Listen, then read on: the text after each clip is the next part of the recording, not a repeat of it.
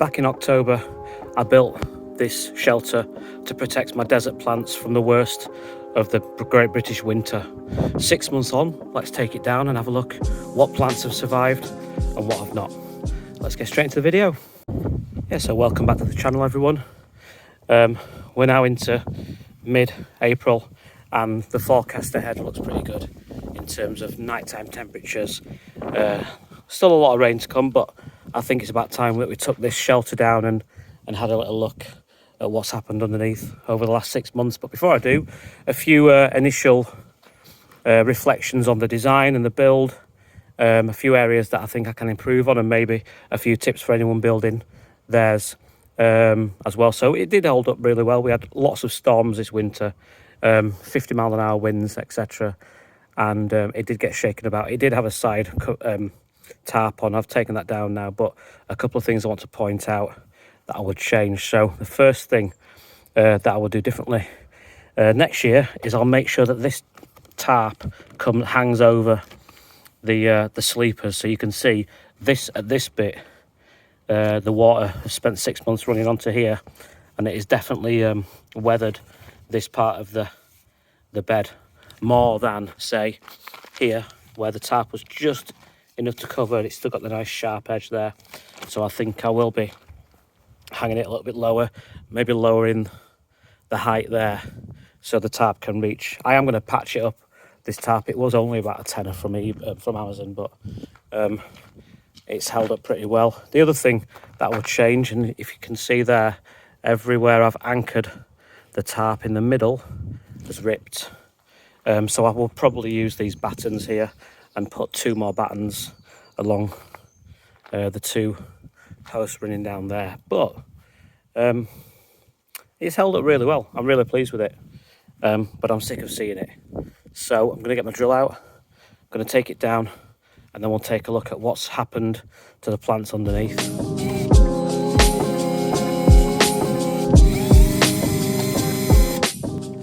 The frame's down, just need to dismantle the rest of it, but here we go. Yeah, let's take a look. We'll go through all the plants and then see how each one has fared, but I'll start at the back with the Washingtonia robusta, that I kind of feel like maybe is a filifera or a filibuster. And you can see some real interesting winter damage on there. So I think we had a couple of nights down to -5 degrees Celsius, and I'm just wondering if this is the result of that. But it's survived like that. It definitely hasn't, there's definitely no spear pull, and it's pushing out new fronds. These 2 fronds are from last year, but this has come out, and I think possibly this one over winter. So the Washingtonia has done really well. I picked that up from B&M Bargains last year. I still don't think it will be in there long term.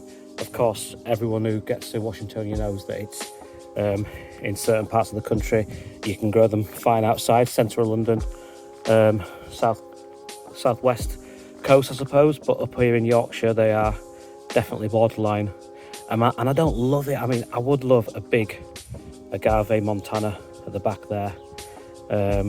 And I've got, that's a plan for the future, but it will do for now, knowing that at some point it will be gone, maybe sold. It might die in one of the winters. But let's have a little look at the other plants, and I want to have a look at my Opuntia ficus indica. Now this is the most tender of the Opuntias that I've got in the bed, and again we did get down to -5. I wrapped this with an extra layer of fleece, and it has pretty much survived. I took this pad off this morning because I don't know if anyone can diagnose. Is it rot? It's definitely a funny colour. It seems to be solid here where it was attached, and then on the tip, but in the middle it doesn't feel, it's a little bit soft. I took it off before it spread, and there's another bit on the back there. I can zoom in there, look. There's another pad at the back that I might have to remove, but everything else looks solid. And I wonder if you can see from this angle, it's just really beefed up. It didn't put on any new pads last year, but it did really beef up. I would recommend this if anyone wants to start growing a puntia. Not, like I say, it's not fully hardy, but it has no spines, no glaucids, and it produces edible fruit. And I'm interested to see, can I get this looking more like a trunk? As of course they, as they mature, the first, you know, the main pad in the ground becomes more cylindrical and more of a trunk. And just digging down, you can kind of see how dry it is down there. It's just, even under, you know, it is pure gravel down there, and hardcore and building rubble, and it is bone dry. But the ficus indica has survived, and I'm really pleased, because that, I think that's another one of the statement plants, and I'm hoping I can get some more pads this year. Let's do the opuntia actually. One other opuntia I've got in the bed is Facantha. Here it is now, a lot smaller, hardier, and it's got horrible glaucids, so I'm not going to be touching that, but it's survived. I'm hoping it's going to push out some more pads this year. It did flower for me last year, which was nice, but it is a small one, and it is pretty much fully hardy in the UK. So if you're wondering what opuntia to grow, I would recommend the Facantha. And then I've got two Shearii in here. Now this one was just an unrooted pad that I put in right at the beginning of winter, end of autumn. I got that one from Jack at Yorkgate. Thanks, Jack. And it was technically not under the cover. It was over in the corner, but it seems to have survived okay. And then I've got this other one here that is a fully rooted pad that I'm going to say, I'm not, and again, these have got horrible glaucids on them, but this was rooted. This is from David Quayle. I did a greenhouse tour of his last year, known for growing arundo and different cacti, but this is yeah, Opuntia Shearii, and this is, I think, one of the toughest Opuntia that you can grow in the UK, and it's more upright than the others, so you can get quite a nice height on that. This one's going in my front garden eventually.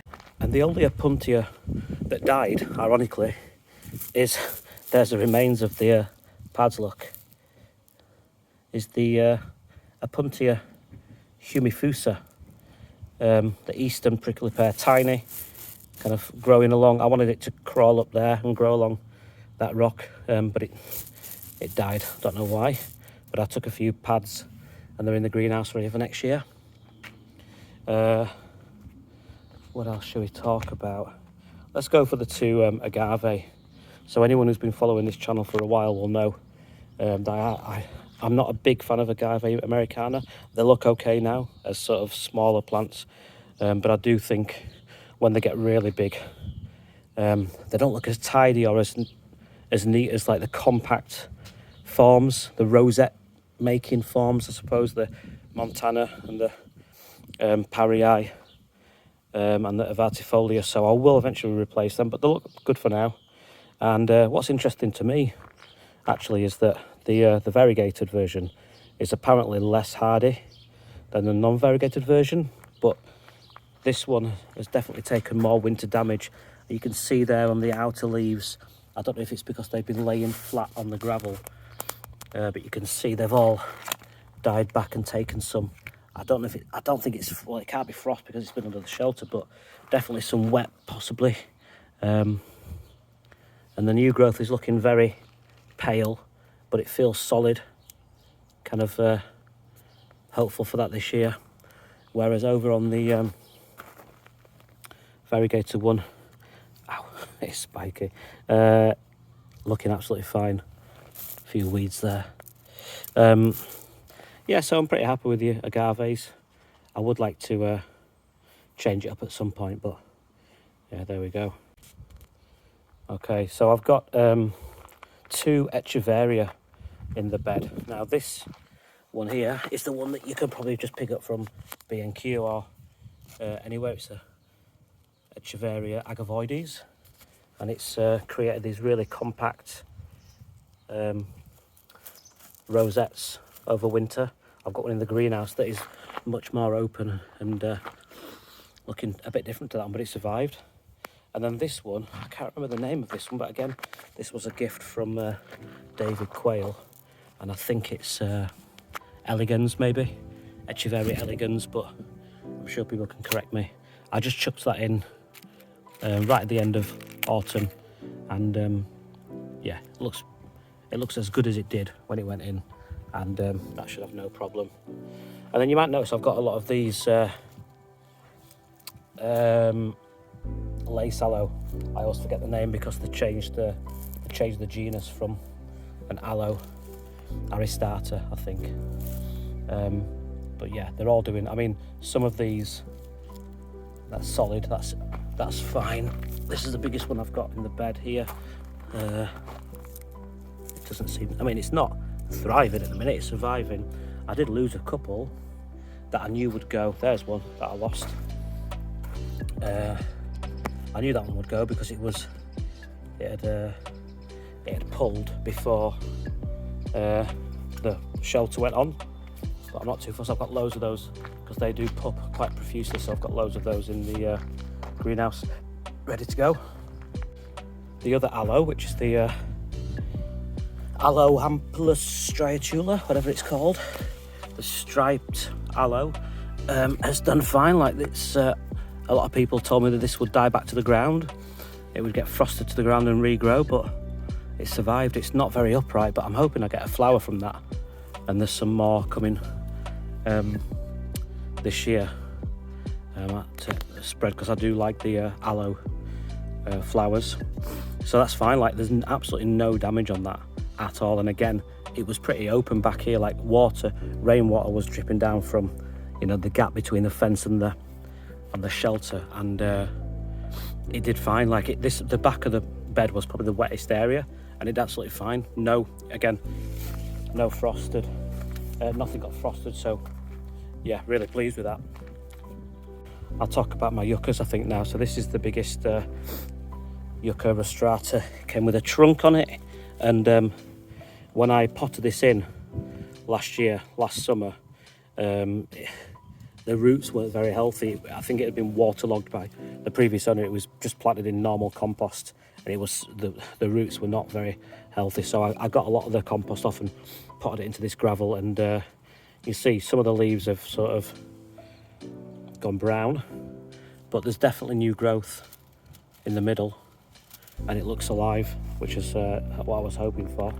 And then I've got another young yucca rostrata there, which looks like a twin-headed one, which is again looks really good. And then this is the yucca, either linearis or lineafolia, but again looks fine. It's got a little tiny little trunk on that. I hope it'll size up, but all the yuccas look fine, and I suspect they would have been fine when they weren't under the cover. And then this is a yucca filamentosa, which is a bit more of a loose-leafed one. It seems to be like rhizome. I don't really know much about it. I've got another one in a pot ready to go somewhere else, but it was not under cover. It was on the edge, and it's done fine. So yeah, all the yuccas are absolutely fine. And then the last one to mention is this, I suppose it's a barrel cactus maybe. I think it's a Serencia formosa. I've seen a lot of Serencia formosa that are not labelled, don't look anything like this, but that's what I think this is. It did come unlabelled, but I feel like that's what it is. Please correct me if I'm wrong. But has survived. It has got a bit of sunburn on the back from a few years ago, but it looks, I don't want to touch it, but it is pretty solid. Like it's solid in the ground, and I think it's done fine. So we'll see how that one goes. So yeah, there we go. That's the arid bed. Oh, one casualty was an aeonium that was at the back that I knew would go, and I wasn't too fussed, but I'm pretty happy with that. I do have more plans for planting up the front area with maybe something that's not as brutal and as spiky as some of the other ones. So if anyone has any ideas of what plants I should add to my arid bed, I would love to hear them. But that's it from me really for now. Thanks for watching, and if you're not subscribed already, I would appreciate you subscribing if you enjoy the content. And until next time, cheers.